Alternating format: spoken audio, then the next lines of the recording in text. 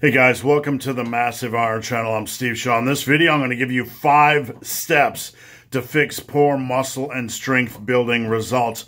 Before I get into that topic, if you have any questions or comments, drop them down below. The best topic ideas I turn into videos just like this. Got my new Arnold shirt, Barbarian. I got that from Arnold on Instagram. So if you're curious, that's where I got it from. So we are Arnold powered in this video. All right, 5 steps to fix poor muscle and strength building results. Step number 1, fix your consistency. I want you to take a deep look in the mirror, a long walk on the beach with yourself, and ask yourself, have I been consistent? A long time ago, strength coach John Christie wrote an article about 365 days. How many of you have dug in for 365 days and just nailed the consistency with all these things, diet, training, nutrition, progressive overload, etc.? If that's not you, if you're not nailing consistency, you need to fix it. Anybody that is successful is going to be consistent, not just over the course of a year, but 3, 4, 5, 6 years or more. So when you see those guys that have the muscle you want, that have the strength you want, you need to understand that outside of rare occasions where they might have been sick for 2 weeks, or they might have had something happen in their life where they were off for 2 weeks, these guys have been crushing consistency for a long time. And if you want to get to where they are, you have to do what they are doing regarding consistency. Set aside all the bullshit and be consistent for a very long period of time. And just a side note with that, you can't fake passion. Many people come to me and say, hey, big, hairy, ugly dude, I want to get this kind of deadlift. I want a 700-pound deadlift. I want to have this amount of muscle mass. A lot of us want many cool things, right? I want a Lamborghini Diablo, right? I want all these cool little things. I want $1 million house, all the things you want, right? Whatever it is you want. But wanting something and being passionate about the process are two different things, and you can't fake passion. And passion will drive consistency. Number 2, fix your progression. Fix your progression. Progressive overload is the cornerstone of everything. We get distracted with all this bullshit.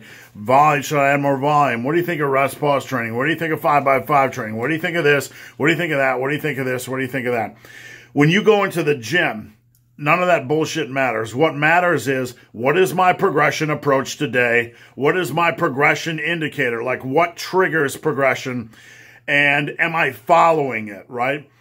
All the programs, all the training techniques, all the stuff aside, that's not what you should be focused on as much as, are you going into the gym with a progressive overload program?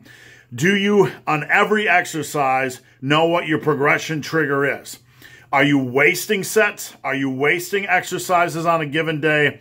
Or do you have a progression roadmap that you know you must follow and attack? Having a progression approach is one thing. Following it is another. And in the following process, that's where so many people get tripped up, because they start to do this. I had a bad day. I'm going to deload. I'm going to reload. Do you think I should drop weight? Nearly every week I get somebody that messaged me, and I just had this yesterday. I had a bad workout, 260 by 4 on squats. Do you think I should drop weight? No. Just because you have a bad workout, we need to keep charging forward. Dropping weight isn't the cure, right? Dropping weight isn't the cure for a bad workout. So you need to have a progression approach. You need to know what that is when you go into the gym for every exercise, and you need to follow it. Number 3, fix your exercise selection. Fix your exercise selection. You need a good selection of compound movements, and they should be the meat and potatoes of what you're doing. But more than that, most of your exercises should allow for a lot of progression. What do I mean by that? Let's say you just went into the gym and you did like a 5x5 on bench, and then you did pec deck and dumbbell flies and cable crossovers, that sort of thing, right? So you had some isolation-y stuff afterwards. Like, there's not a big progression opportunity for dumbbell flies.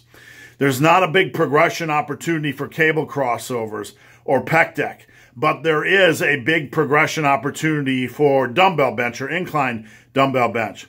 There is a big progression opportunity for dips, weighted dips. There's a big progression opportunity for machine chest press.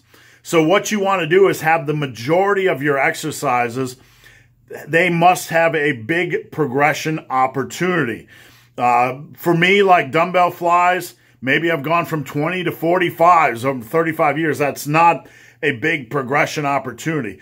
Those exercises can be okay as a last exercise when you're spent and you want to get a little bit of a pump, or you want to get a little bit, you want to just get a little bit extra before you leave the gym. But the majority of your exercises have to have a substantial progression opportunity. Legs, squats, leg press, hack squats, even leg extensions, for example, have a progression opportunity, a big progression opportunity, even lunges as well. So make sure the majority of your exercises have that built in and that you're following your progression approach. That is how you fix your exercise selection. Number 4, fix your nutrition. This is a bigger issue than you would think. As someone that does coaching, and if you need coaching, head over to my website, superlivingtoday.com. As somebody that does coaching, I find that it's really easy for guys to work out, but there's a certain percentage, maybe 20%, that it's really hard for them to take nutrition seriously. They're up and down. They're not consistent with their tracking. If you want good results, you need to take your nutrition. You need to take your nutrition seriously. You don't have to worry about counting macros, but you should have consistent calorie intake, plus or minus 10%, and consistent protein intake, plus or minus 10%. If you have no idea where you're at, if you're not monitoring your nutrition relative to the scale, and this is what you need to understand, because if you want to build muscle, you need to be aware of what that scale is doing. Am I doing a fat bulk, eating way too much? Am I gaining weight at a reasonable pace? Am I not gaining weight at all? That's part of fixing your nutrition as well. Not just the calorie and protein consistency, but knowing what the scale is doing with the amount of calories you have and fixing that as well. All right, number 5, fix your excuses. Fix your excuses. This is where you need to be real with yourself. Write down all your excuses. I don't have enough time. I'm always tired. I don't have enough time to sleep. My girlfriend wants to stay up and do Netflix and chill all night long on a Friday, and I want to get up early on a Saturday. I'm not built for squats. I'm not built for this. All the excuses, right? All the excuses. What you need to do is be aware of your excuses. See which excuses are valid, and then see what you can improve. Some things aren't valid. Many of our excuses aren't valid. Like, I don't have time, or I don't have time to meal prep. Meanwhile, you're sitting there for 30 minutes a day on your phone looking through Grubhub, deciding what to eat for the day, or deciding where to drive through or what to do to eat. You know, I don't have time. So you have to be real with yourself when it comes to your excuses, which are valid and which are bullshit. And if they're bullshit, you need to kind of figure out, how do I change those? How do I better manage my time? How do I better manage my resources, etc.? So guys, hope this video has been of some help. If you have any questions or comments, drop them down below. If you made it this far in this video and have yet to subscribe to my channel, please do. I'd appreciate the support. So guys, as always, thanks for watching. Have a great day.